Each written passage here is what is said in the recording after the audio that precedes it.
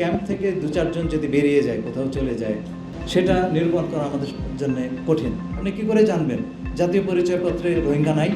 আপনি কি করে বলবেন পাসপোর্ট নিয়ে যায়নি বা ভোটার লিস্টে নাম ওঠে নাই? এ কাজই তো করে নাই ভাই। এখন সেই কাজটা আমরা শুরু করেছি। রোহিঙ্গা বেজের কোনো কিছু আমাদের জাতীয় ডেটা বেজে ঢুকে গেছে কিনা আমরা বের করে ফেলব।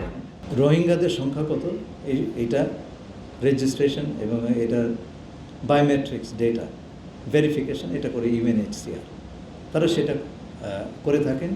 এবং রোহিঙ্গারা এখন এটা কিন্তু 12 লক্ষ লোক একটা ক্যাম্পের ভিতরে থাকে। সেই ক্যাম্প থেকে দু চারজন যদি বেরিয়ে যায়, কোথাও চলে যায়, সেটা নিরূপণ করা আমাদের জন্য কঠিন।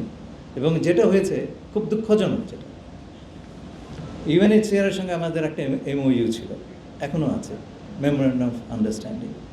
তাতে বলা হয়েছে রোহিঙ্গাদের যে বায়োমেট্রিক ডেটা, হাতের ছাপ, চোখের ছবি, এগুলোর মালিক হচ্ছে বাংলাদেশ এবং UNHCR, কাস্টোডিয়ান হচ্ছে বাংলাদেশ এবং UNHCR। এটা প্রায় 7 বছর ধরে আমরা যে মালিকানা দাবি করি নাই, UNHCR এর কাছ থেকে আমরা কোনো ডেটাই চাই নাই।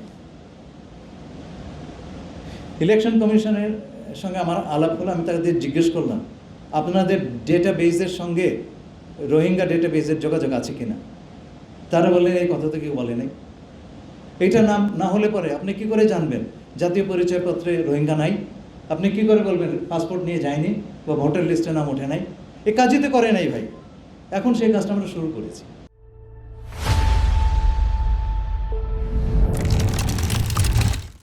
এখন এই বায়োমেট্রিক ডেটা যেটা আমরা UNHCR কে বলেছি, আমরা সেটার মালিক, and we are sovereign, you are not. Data দিতে হবে, ডেটা দিয়ে এখন তারা দেবে। সেই ডাটাটা আমরা উপযুক্তভাবে, ভাই দেশের ভেতরে যে কী অবস্থা বলে বোঝাতে পারবো না। This is one of the problems, right? কেউ এটা নিয়ে কথা বলে না। আমি আপনাকে ধন্যবাদ দিচ্ছি, আপনি বললেন, এইটাও আমাদের নিরসন করতে হচ্ছে।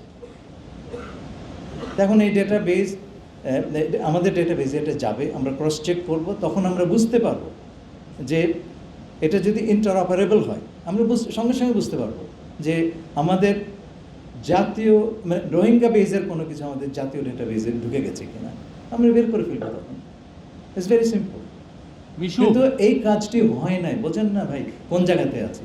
প্রথম কথা হচ্ছে ত্রাণের 1টি পয়সা বাংলাদেশের ভাগ থেকে যাবে না। 1টি পয়সা না, 1টি পয়সা আমাদের ভাগ থেকে যাবে না। আমাদের JRPতে যেটা বলা আছে 1টি পয়সা সেখান থেকে যাবে।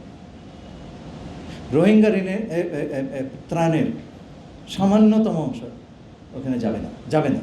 It's a completely different arrangement. যদি হয়, এটা কিন্তু বিশাল এক যদি।